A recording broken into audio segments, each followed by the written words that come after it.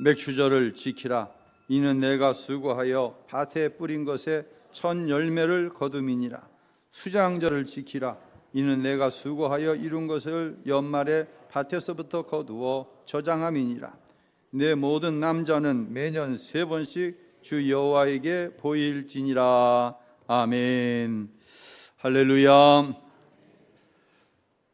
사랑하는 성도 여러분, 오늘 맥주감사절입니다. 여러분의 밝은 얼굴을 뵈니까 너무 하나님 은혜가 감사합니다. 삶의 상황으로 인하여서 감사한다고 한다면 우리가 무엇을 가지고 이 아침 하나님 앞에 예배할 수 있겠습니까? 그러나 어떤 연약한 가운데서도 우리가 기도하고 찬송할 때 하나님 감사 회복시켜 주셔서 감사할 수 있는 거 은혜인 줄로 믿어져 감사를 드립니다. 내가 사람됨이 가장 커다란 축복인 줄로 깨달으시길 바랍니다. 내가 무엇 때문에 가장 커다란 축복이에요? 사람됨이 가장 커다란 축복이에요. 그런데 이제 코로나를 지나가면서 참 인간이 죄로 인하여서 얼만큼 약하고 얼만큼 한계가 너무 커져버린 존재가 되었는가를 보았죠. 풀들도 꽃들도 하늘에 나는 새도 코로나라고 하는 바이러스를 두려워하지 않는데 인간만이 입 꼭 틀어막고 절망 가운데 장사도 안 되고 뭣도 안 되고 뭣도 안 되고 꼭 사람됨이 저주인 것처럼 우리는 긴 시간을 살아왔습니다. 다시 한번 말씀을 드립니다. 사람됨 자체가 축복인데 이 축복은 사명 안에서 확인되어집니다. 하나님께서 에덴 동산에 사람을 만드시고 생육하고 번성하고 땅에 충만하고 다스리라고 사명을 주셨습니다. 그런데 어느 순간 이 사명을 인생이 잃어버리게 되죠. 바로 마귀가 아담과 하와를 꼬였습니다. 하나님이 먹는 날에는 정령 반드시 죽으리라고 말씀하신 동산 중앙에 있는 선과 악을 알게 하는, 다른 말로 선악과를 따먹을 때 사람 안에 죄가 들어옵니다. 죄가 들어오는 순간 사람에게 잃어버리게 된 것이 뭐냐면 감사를 잃어버리게 된 거예요. 사명을 잃어버리게 된 거예요. 더 이상 사람됨 그 자체가 세상에서 가장 다른 어떤 피조물도 경험할 수 있는 축복이라는 사실을 잊어버리게 된 거예요. 사람이란 존재 자체가 최고의 감사의 제목인데 죄가 들어오는 순간 그 감사의 자리에 불평과 원망과 미움이 자리하게 됐습니다. 왜 하나님께서 굳이 이 날을 정해갖고 맥주감사절로 드려라, 아니 날마다가 하나님의 은혜에 감사하는 날인데 왜 한 날을 정해서 감사절로 지키고 또 한 날을 정해서 애굽으로부터 구원받은 유월절로 지키고 또 한 날을 정해서 수장절, 우리가 지키고 있는 추수감사절로 지키라고 했을까요? 그것은 바로 잃어버린 감사의 자리에 있는 욕심, 미움, 교만, 절망, 이 모든 것들을 내어버리고 사람됨이 감사, 사람됨이 가장 커다란 축복임을 회복하라고 하는 의미에서 우리는 이 말씀을 깊이 들여다보아야 할 것입니다. 이제 웬만한 마트에 가면 그 물건의 값이 이렇게 적혀 있어요. 진열대에. 그러면 그 값 위에 그 값에 해당되는 물건이 올라가 앉아 있어야 돼요. 그렇죠? 근데 한번 상상을 해보세요. 우리 청소년들 상상을 해보세요. 마트 진열대에 물건 값하고 그 위에 다른 물건이 가서 앉아 있는 거야. 그냥 뒤죽박죽이 되어 있는 거야. 물건 값하고 물건 진열이 맞지가 않고 뒤죽박죽이 되어 있는 거예요. 어떤 일이 벌어질까요? 어떤 일이 벌어질까요? 값이 안 나가는 것은 값 있는 자리예요. 값 있는 자리에는 값이 없는 것이 올라가 앉아 있게 되겠죠. 바로 우리 안에 죄로 인하여서 마귀가 왜곡시켜버린 세상이 그렇게 되었다고 하는 거예요.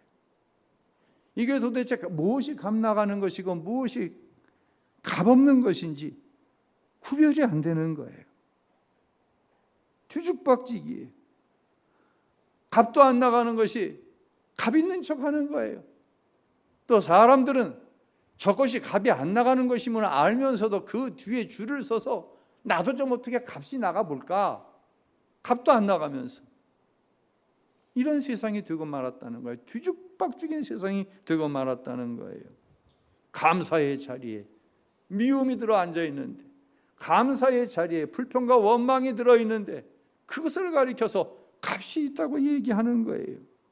사랑하는 성도 여러분, 성도의 구별됨 중에 하나는 값진 것과 값없는 것을 분명하게 구별해낼 수 있는 것, 이것이 성도의 구별함, 다른 말로 거룩이에요. 하나님은 무엇이 값이 있고 무엇이 값이 없는 것을 분명하게 우리에게 성경을 통해 말씀해 주고 있습니다. 구별됨이 있어야 진짜 감사가 있는 거예요. 여러분, 근데 결국 어떻게 되는 줄 아세요? 자, 물건값하고 물건이 맞지 않게 진열되어 있어요. 당장은 혼란스러워 보입니다. 근데 이게 어느 순간 드러나는 순간이 있어요. 우리 청소년들, 어느 순간 그 값이 드러나. 잘 생각해봐. 진열대 값비싼 물건이 한 10만 원쯤 하는 물건이 2천 원 써 있으니까 이게 웬 떡이냐고 그것을 집었어. 근데 이 어느 순간 이게 10만 원을 내야 되는 순간이 있어. 어느 순간 드러나? 컴퓨터 계산대에 가면 드러나는 거예요. 아이고 웬 떡이야? 찍어보니까 10만 원인 거예요. 여러분, 마찬가지예요. 우리가 사는 시대도 마찬가지예요. 마지막 때 이런 일이 일어납니다. 누가 자기 십자가를 지고 하나님 말씀하신 말씀 안에서 믿음으로 감사하며 살았는지 정확히 드러난 날이 온다는 거예요. 어느 때예요? 마지막 날 주께서 심판해 주러 오셔서 우리가 그 심판대 앞에 섰을 때 분명하게 드러나는 거예요. 오직 예수로 살고 오직 감사하며 사는 성도를 주님께서 옳다함 여기시고 잘했다 칭찬하시고 영원한 천국으로 인도하시는 줄로 믿으시기를 바랍니다. 다른 거 다 속일 수 있어요. 어떤 사람은 자기 자신도 속이려고 노력을 해요. 그러나 하나님은 속일 수 없다는 거예요. 오늘은 우리가 맥주감사주일로 지키고 있죠. 먼저 본문을 이해할 수 있었으면 좋겠어요. 성령께서 여러분 가운데 오셔서 조금은 어려운 말씀이 될 수 있겠지만 이 말씀을 있는 그대로 믿어지는 은혜의 역사가 있게 되시기를 예수님의 이름으로 축원합니다. 이스라엘 백성이 애굽에서 나왔어요. 이집트에서 나왔어요. 우리 청소년들 이집트에서 나왔어요. 나와서 이제 시내산 앞에 이르게 되었어요. 왜 시내산 앞에 하나님께서 멈추게 하셨냐? 십계명을 주시려고 멈추게 하신 거예요. 그런데 하나님이 한 가지 지시를 하십니다. 그 지시의 내용이 출애굽기 19장 24절로 25절에 나와요. 우리 함께 읽겠습니다. 여호와께서 그에게 이르시되 가라, 너는 내려가서 아론과 함께 올라오고 제사장들과 백성에게는 경계를 넘어 나 여호와께로 올라오지 못하게 하라. 내가 그들을 칠까 하노라. 자, 시내산에 하나님께서 이스라엘 백성을 세우셨어요. 그리고 말씀하시는 거예요. 모세와 아론만 올라와라. 그리고 경계를 딱 정해가지고 너희 둘은 나한테 올라오지만 제사장을 비롯해서 모든 백성은 그 자리에 있어야 된다. 올라오면 안 된다. 올라오면 어떻게 된다? 다 내가 죽일 수 있다. 왜 하나님께서 이런 무시무시한 이야기를 하고 선을 그어놓고 백성들을 올라오지 못하게 했을까요? 백성들의 죄로 인하여서예요. 만약 하나님께서 예수님을 통하여서 우리의 죄를 사하여 주시지 않았다고 한다면 우리는 이 시간 하나님의 성전에 이렇게 나와 맥주감사절 예배 드릴 수가 없어요. 모든 것이 하나님께서 우리에게 베풀어 주신 구속의 은혜인 줄로 믿으시기를 바랍니다. 예. 하나님만 그렇게 말씀하신 게 아니에요. 20장 18절로 21절 읽어보죠.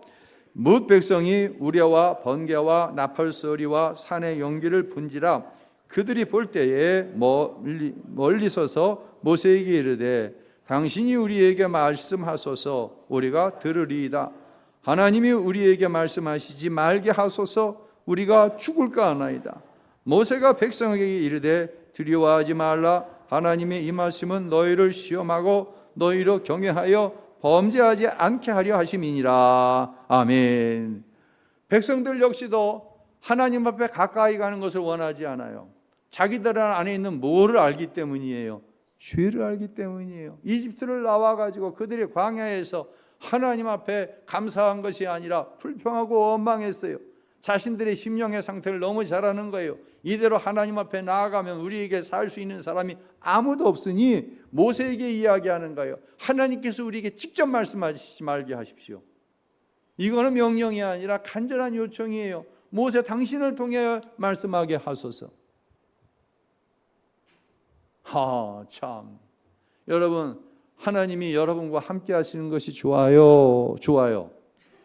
좋죠. 예, 좋죠. 좋아야 됩니다. 근데 누군가는 하나님이 교리적으로만, 생각적으로만 있지 하나님이 진짜 계시면 큰일 나는 거예요. 하나님 진짜 계시면 큰일 나는데. 천국이 진짜 있으면 이거 진짜 문제인데. 왜요? 천국에 갈 자신이 없는 거예요. 천국이 있는 줄로 믿습니까? 그러면 아멘은 했지만 한 번도 천국이 실제로 있다는 생각을 가져본 적이 없는 거예요. 근데 모세를 통해 말씀해 달라는 거예요. 이것이 은혜죠. 죄로 인하여서 천국에 갈 수 없다고 한다면 우리 가운데 천국에 갈 수 있는 사람이 누가 있겠어요? 복을 받을 수 있는 사람이 누가 있겠어요? 하나님께서 모세를 통해 이야기하셨듯이 하나님께서 예수님의 십자가의 은혜로 죄의 담을 허시고 하나님 앞에 나아갈 수 있는 은혜를 베풀어 주셨기 때문에 우리는 이 시간 하나님 앞에 나와 예배하는 은혜를 경험하고 있는 줄로 믿으시기를 바랍니다. 그리고 하나님은 새로운 계약을 맺자시는 거예요. 이제는 지금까지 있었던 거 너희도 무섭지? 난 내가 스스로가 무서워. 내가 내 백성인 너희를 다 죽여버릴까 봐 무서워. 너희들이 범한 죄를 내가 알기 때문에 이제 새로운 계약을 맺자. 그리고 십계명을 주시는 거예요. 그리고 하시는 말씀이 이제 1년에 세 절기를 하나님 앞에 지킬 것을 말씀하시는 거예요. 여러분, 그래서 맥주절, 수장절로 얘기하는 추수감사, 6월절은 구원에 관한 것이죠. 지금으로 말하자면 부활절과 성탄절, 이것은 하나님께서 저와 여러분에게 허락하신 새로운 은혜예요. 죄된 우리임에도 불구하고 하나님께서 저와 여러분에게 약속하신 복을 허락해 주시기 위해서 새로운 언약을 맺으시는 거예요. 그 언약 중에 하나가 이제 맥주절을 지키라는 거예요. 매해 맥주절을 지켜라. 오늘 본문 19절과 20절 읽겠습니다. 내 토지에서 처음 거둔 열매에 가장 좋은 것을 가져다가 너희 하나님 여호와의 전에 드릴지니라. 내가 사자를 내 앞서 보내어 길에서 너를 보호하여 너를 내가 예비한 곳에 이르게 하리니. 이 말씀 가운데는 세 가지 하나님께서 맥주 감사절은 이렇게 지켜야 된다 라고 하는 분명한 원칙을 말씀하십니다. 첫째, 가장 좋은 것으로 내 삶에, 내 직장 안에서, 내 사업 안에서, 내 삶 속에 가장 귀한 것으로 하나님께 드리라는 이야기예요. 더 이상 설명하지 않겠어요. 사랑하는 성도 여러분, 여러분은 하나님 앞에 귀한 것을 드리고 있습니까? 스스로에게 물으시기 바랍니다. 이것은 여러분에게 복을 주시기 원하시는 하나님의 말씀인 줄로 믿으시기를 바랍니다. 두 번째, 나의 하나님께 드려라. 누구의 하나님께? 장로님들의 하나님께, 권사님들의 하나님께, 목사님의 하나님께가 아니에요. 다 같이 해봅시다. 나의 하나님. 우리 청소년들 다 같이 합시다. 나의 하나님. 나의 하나님.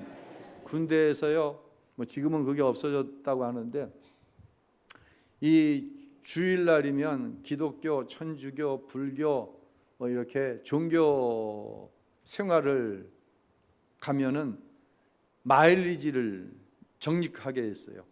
그래서 예를 들어서 주일 한 번 가면 마일리지 10점을 주는데 마일리지가 100점이 모여지면 1박 2일짜리 휴가증을 준다든지 그렇게 했더니 병사들이 막 서로 그냥 종교 행사에 참석을 하는 거예요. 종교 활동에 참석을 하는 거예요. 그러다가 이거 안 되겠다 싶어갖고 마일리지 제도를 없앴더니 교회 가는 인원이, 절에 가는 인원이 얼마나 줄은 줄 아세요? 3분의 1로 줄었다는 거예요. 이게 우리 하나님께 예배한 거예요? 마일리지에 하나님께 예배한 거예요? 마일리지 하나님 복 받겠다고 교회 가고 뭐 했는데 이제 그 복 아니야? 그랬더니 뭐라 그러는 거예요? 예배당 안 가는 거예요. 절에 안 가는 거예요. 사랑하는 성도 여러분, 하나님이 나의 하나님이십니까? 나의 하나님이 될 수 있기를 주님의 이름으로 축복합니다. 마지막 세 번째, 꼭 하나님 앞에 나와 보이라고 얘기하는 거예요. 성전에 나와 예배하라는 거예요. 뭐 오늘도 어쩔 수 없는 상황 속에서 예배하지 못하고 온라인으로 예배하는 성도들이 있습니다. 그런데 말입니다, 습관적으로 절기를 빼먹는 건 안 됩니다. 습관적으로 하나님 앞에 드리는 것을 인색함으로 아니면 자의적으로 하나님의 말씀을 해석하여 드리지 않는 거, 이건 안 됩니다. 나의 하나님, 하나님의 성전에 가장 귀한 것을 가지고 나와 하나님을 예배하라고, 아직 가나안 땅에 들어가기도 전에 하나님께서는 이스라엘 백성에게 말씀하고 계시는 거예요. 여러분, 하나님은요, 우리에게 복을 주시는 하나님이에요. 결코 하나님을 노엽게 하지 마세요. 왜 하나님을 노엽게 해요? 하나님에 대한 바른 지식이 없기 때문에 노여운 거예요. 이스라엘 백성이 왜 하나님께서 가나안에 들어가라, 이거보다 쉬운 일이 어디 있어요? 들어가기만 하면 되는데 왜 가나안에 들어가지 못했어요? 하나님에 대한 바른 지식이 없었어요. 그러니까 입만 열면 불평하고 불만하는 거예요. 감사를 잃어버리는 거예요. 하나님에 대한 바른 지식이 없으면 어떤 문제가 생기냐면, 첫째, 내 신앙에 문제가 생겨요. 신앙생활 하면서도 감사가 없어요. 즐거움이 없어요. 평안함이 없어요. 내 신앙에 문제가 생겨요. 근데 내 신앙뿐만 아니라 후배들의 신앙에, 내 후손들에게도 신앙에 문제가 생기는 거예요. 여러분, 그렇지 않은 경우도 많이 있죠. 그러나 대부분의 경우에 부모는 자식은 부모의 거울이에요. 자식을 보면 부모를 보는 거예요. 부모가 하나님에 대한 잘못된 지식을 가지고 있기 때문에 자녀들을 노엽게 하는 경우가 얼마나 많이 있는지 모른다는 거예요. 하나님은 하나님을 노엽게 할 때 용서하지 않겠다고 말씀을 하시는 거예요. 즉, 하나님께서 말씀하신 이 절기를 지키지 않으면 하나님께서 노여워하시고 하나님이 용서하지 않겠다고 말씀하시는 거예요. 이제 22절과 23절 우리 읽겠습니다. 22절, 23절 띄워주세요. 네, 읽습니다. 내가 그의 목소리를 잘 청종하고 내 모든 말대로 행하면 내가 내 원수에게 원수가 되고 내 대적에게 대적이 되리라. 내 사자가 내 앞서가서 너를 아모리 사람과 헷 사람과 브리스 사람과 가나안 사람과 히위 사람과 여부스 사람에게로 인도하고 나는 그들을 끊으리라. 아멘. 하나님 편에 서서 하나님에 대한 지식이 바르면 하나님과 온전히 동행하는 삶을 살게 되는 거예요. 이때 하나님께서 이스라엘 백성이 요단을 건너가기도 전에 가나안에 있는 원주민들을 다 끊어내시겠다는 거예요. 이스라엘은 어떻게 하면 되는 거예요? 하나님의 이름으로 정복하기만 하면 된다는 이야기예요. 그런데 하나님은 적당하게 일하시는 분이 아니에요. 얼마나 치밀하게 당신의 백성들을 위하여 일하시는가가 29절과 30절에 나옵니다. 읽겠습니다. 그러나 그 땅이 황폐하게 되므로 들짐승이 번성하여 너희를 해할까 하여 1년 안에는 그들을 내 앞에서 쫓아내지 아니하고 내가 그들을 내 앞에서 조금씩 쫓아내리라. 아멘. 이스라엘이 가나안에 아직 들어가지 않았는데 하나님께서 미리 가나안에 있는 족속들을 다 쫓아내 버리셨어요. 그럼 어떤 문제가 생겨요? 노님은 봄이면 모를 내야 되고, 그렇죠? 또 피를 뽑아주고 농약도 주고, 가을이면 추수를 하고 추수한 땅에 있는 나머지 것들은 싹 정리해서 다음에 봄에 또 파종을 할 수 있어야 돼요. 근데 사람이 없어요. 막 들에 밭에 자풀이 나고 짐승들이 사람이 없는 곳에서 주인 노릇하고 막 번식을 해가는 거예요. 이렇게 하지 않게 하기 위해서 얼마 동안은 하나님께서 가나안에서 가나안 원주민들을 안 쫓아내시겠다. 1년 동안은 안 쫓아내시겠다는 거예요. 이스라엘이 정착하여서 이제 충분히 그 땅을 온전히 점령하고 온전히 다스릴 수 있는 기간을 두어서 순서적으로 누가 정하시는 거예요? 하나님이. 정확하게 하시는 하나님께서 순서적으로 내쫓을 것은 내쫓고 죽일 것은 죽이고 그대로 좀 더 둘 것은 더 주셔서 너희들이 가나안을 정복하는 것을 하나님께서 친히 이끌어 가시겠다는 거예요. 왜 가나안이 젖과 꿀이 흐르는 땅이에요? 하나님께서 친히 이루시기 때문에 그 땅이 젖과 꿀이 흐르는 땅인 줄로 믿으시기를 바랍니다. 하나님은 복을 약속하시는 정도가 아니라 그 축복을 친히 정확하게 이루어 가시는 우리의 나의 하나님인 줄 믿으시기를 바랍니다. 이 복을 누리기 위해서 나에게 있어야 할 것이 뭐냐? 바로 그게 감사라고 하는 거예요. 그러니까요, 누가 복을 누리며 살아가요? 감사하는 사람이 복을 누리며 살아가는 거예요. 그런데 내 심령 속에 감사가 어느 순간 없어져 버렸어요. 자꾸만 이론적으로 따지는 거예요. 하나님의 말씀대로 믿음으로 순종하려고 하는 것이 아니라 자꾸만 교리적으로, 이론적으로, 세상의 논리적으로 뭔가를 따지는 거예요. 이거는 내 심령에, 내 신앙에 빨간불이 켜졌다는 거예요. 그리고 내 안을 들여다보세요. 실질적으로 뭐가 없어요? 감사가 없어요. 이건 누구를 보아하냐? 제가 제 자신을 보아 아는 거예요. 그래서 꼭 그렇지 않지만 현재 내 상황은 내가 감사로 살았는지 감사로 살지 못했는지의 결과가 오늘 내가 누리고 있는 삶의 모습일 수 있다는 거예요. 감사를 잃어버리면 안 됩니다. 사진 하나 띄워주시겠어요? 여러분이 보실 때 오른쪽 그림, 저 주제가를 좀 저기 할 걸. 이게 타이타닉이라고 하는 영화 많이들 보셨을 거예요. 배 앞머리에서 여자가 딱 팔을 벌리고 있으니까 뒤에서 주인공이 여자를 이렇게 안고 있는 그런 장면이죠. 타이타닉. 실제적으로 왼쪽에 있는 그림은 타이타닉 실제적인 배의 모습이에요. 이게 당시에 세계 최대의 유람선이었는데 유람선 중에 최고가 아니라 그 당시에 있었던 최고로 큰 전투함의 2배의 크기였대요. 높이가 20층 높이야. 생각해보세요. 아파트 20층 얼마나 높아? 근데 배의 높이가 20층이야.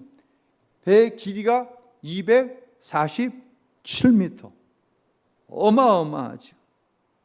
이 타이타닉호가 무려 2200명의 승객을 태우고 영국의 사우더햄튼을 떠난 미국 뉴욕으로 첫 항해를 할 때 있었던 일입니다. 이 배의 선장이 뭐라고 얘기하냐면 하나님도 타이타닉은 어떻게 못한다. 하나님도 타이타닉은 침몰시킬 수 없다. 장담을 했습니다.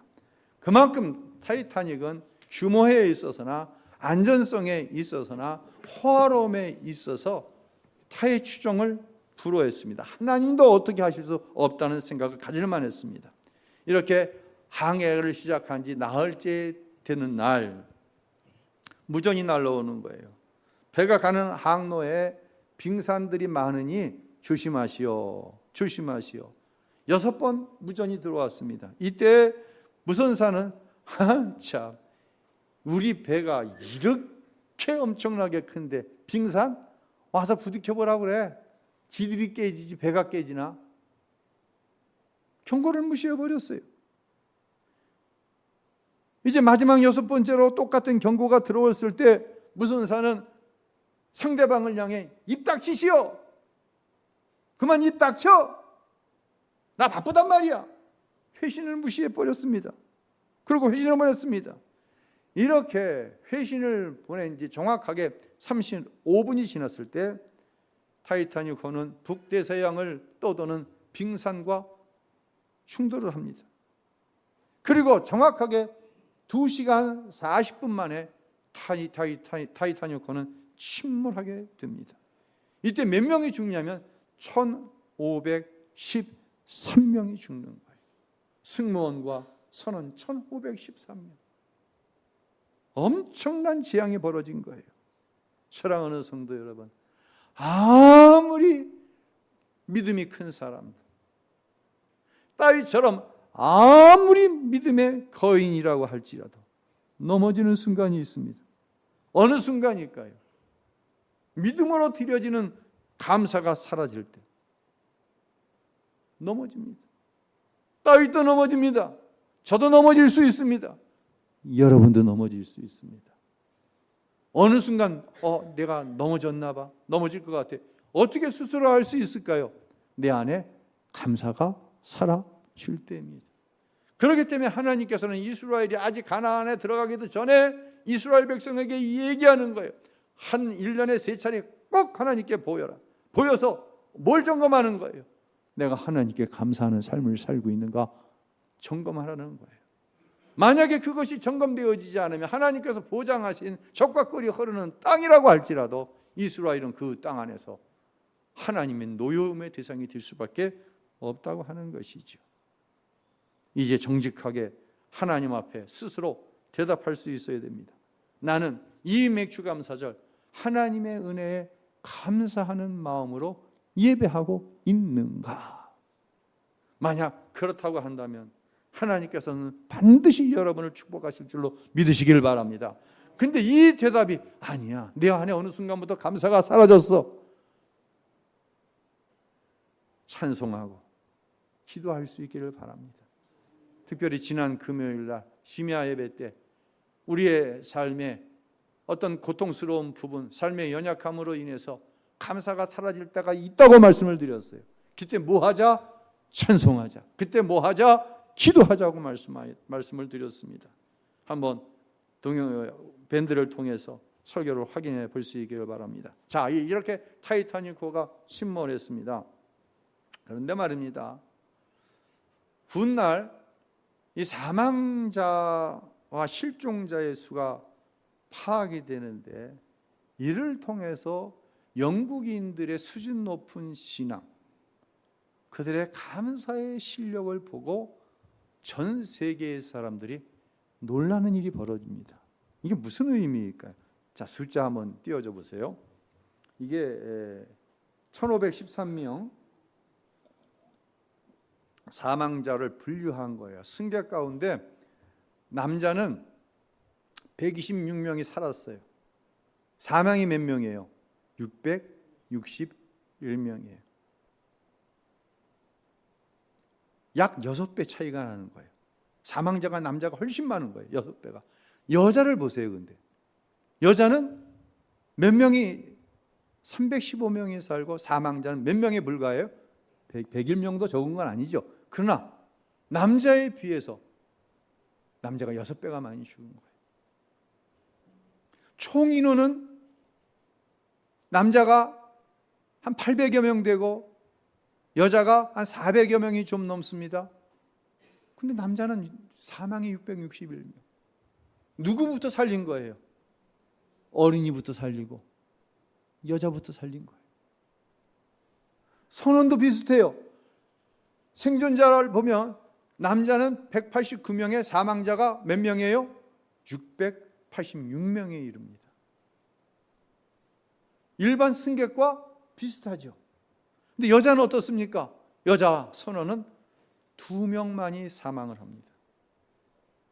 생존자는 10배에 이르는 21명입니다. 여러분, 이게 실력이에요. 실력은 평상시에 나타나지 않습니다. 평상시에는 누가 실력이 있고 누가 실력이 없는지 모릅니다. 평상시엔 누가 감사하며 살고 누가 감사의 삶을 살지 못하는지 알지 못합니다. 위기의 때에, 고난의 때에, 특별히 마지막 심판의 때가 되면 누가 감사로 하나님을 영화롭게 했는지, 누가 감사로 실력을 가지며 살아왔는지 바로 볼 수 있게 된다는 거예요. 감사가 그래서 실력인 거예요. 감사가 실력인데 문제는 무엇이냐면 아까도 말씀드렸듯이 마치 비싼 물건이 싼 취급을 받는 거예요. 싼 물건이 비싼 가격을 적어놓고 비싼 가치를 부여하는 거예요. 누가 이렇게 놔버렸어요? 마귀가 세상을 뒤죽박죽 그 가치에 대한 왜곡을 시켜버린 거예요. 그러나 여러분 불평하지 마세요. 악인이 잘 되는 것으로 인해서, 의인이 고난을 당하는 것으로 인해서 불평하지 마세요. 마지막 때가 되면 반드시 드러나는 줄로 믿으시기를 바랍니다. 예수님께서 요한복음 12장에서 분명하게 그 말씀을 하시는 거예요. 지금은 심판하지 않는다. 그러나 마지막 때가 되면 심판한다. 시편 50편 23절 우리 함께 읽겠습니다. 감사로 제사를 드리는 자가 나를 영화롭게 하나니 그 행위를 옳게 하는 자에게 내가 하나님의 구원을 보이리라. 아멘. 어떻게 제사하는 자가 하나님의 구원을 봐요? 감사로 제사. 여기서 구원이란 무슨 뜻입니까? 사람의 힘으로 할 수 없는 것을 하나님의 능력으로 하는 것을 일으켜 구원이라고 하는 거예요. 저와 여러분에게는 구원이라고 하는 기적이 필요합니다. 여러분 필요하신가요? 아멘. 우리에게는 하나님의 구원이 필요합니다. 어떤 자가 하나님의 구원을 봐요? 감사하는 자가 하나님의 구원을 보는 거예요. 내 안에 하나님을 향한 진정한 감사가 넘칠 때 하나님께서 주시는 축복을 경험하게 될 줄로 믿으시기를 바랍니다. 제가 맥주감사절을 준비하면서 지난 금요일 잠깐 그런 말씀을 드렸는데 도대체 성도들에게 무엇을 감사하라고 해야지? 너무 어렵잖아요. 시대가. 여러분이 너무 어려운 삶을 살고 있잖아요.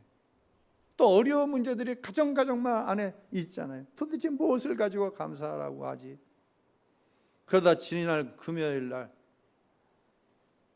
축복의 비밀번호, 감사가 축복의 비밀번호다. 그리고 우리의 삶에 마귀가 왜곡시켜 놓은 잘못된 질서로 인하여서 감사가 무너져 있는데 이 감사가 무너졌을 때 찬송하고 기도해야 된다. 근데 요즘에 찬송을 좀 크게 하면 제 목소리가 뒤집어져 가지고 이 찬양을 통한 감사의 감격을 내가 한동안 누리지 못했다고 말씀을 드렸어요. 그러나 지난 금요일 날 하나님께서 이 문제를 해결해 주시고 우리 성도들과 함께 뜨겁게 찬양하고 뜨겁게 기도하는 은혜를 하나님께서 베풀어 주셨어요. 그리고 제가 이 설교를 다시 한번 리모델링을 했어요. 이미 다 완성시켜 놓았는데 이제 자신 있게 여러분에게 말씀을 드리는 거예요. 욥기를 통해서 제가 잠깐 말씀을 드릴게요. 욥이라고 하는 동방의 의인이 있었습니다. 하나님께서 보시기에 욥은 하나님의 자랑거리예요. 어느 날 마귀가 하나님께 이런 도전을 합니다. 하나님, 제가 두루두루 다니며 많은 사람을 보았습니다. 그래? 야 사단아, 너 욥도 봤지? 욥이 얼마나 믿음의 사람이냐, 얼마나 정직한 사람이냐.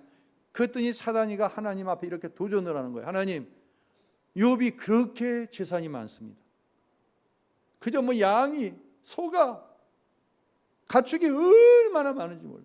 자식이 아들이 7에 딸이 3입니다. 근데 그 자식들이 다 잘 됐어요. 건강해요. 주인에게 충성하는 종들이 수도 없이 많아요. 하나님, 다른 사람에게 그렇게 축복해 보세요. 다 하나님께 잘해요.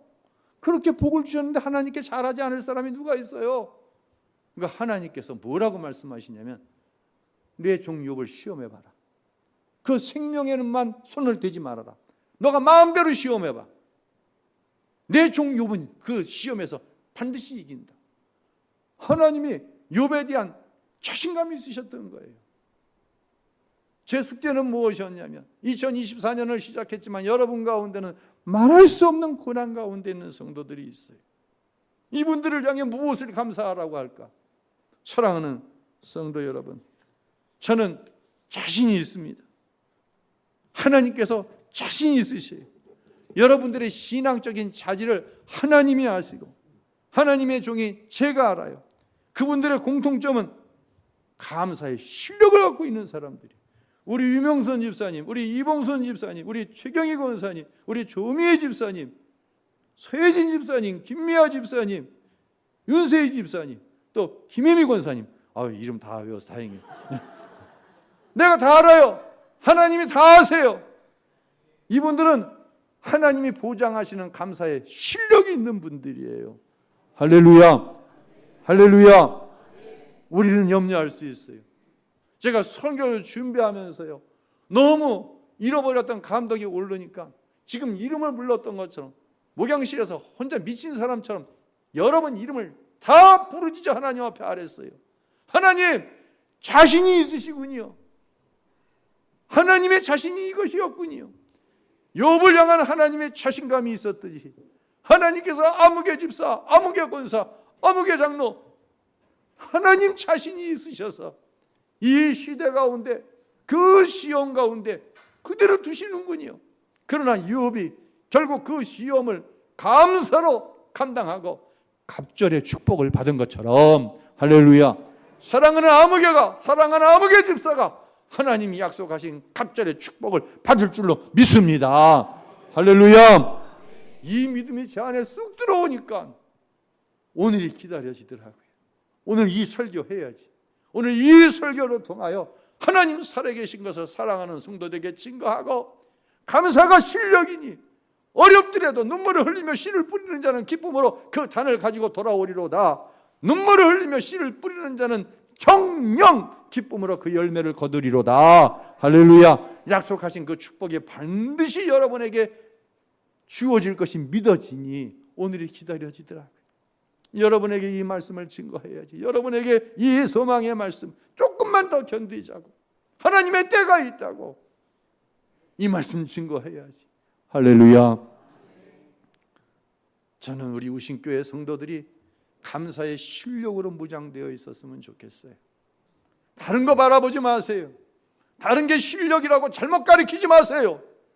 감사가 실력이에요. 감사하면 하나님의 역사가 나타나요.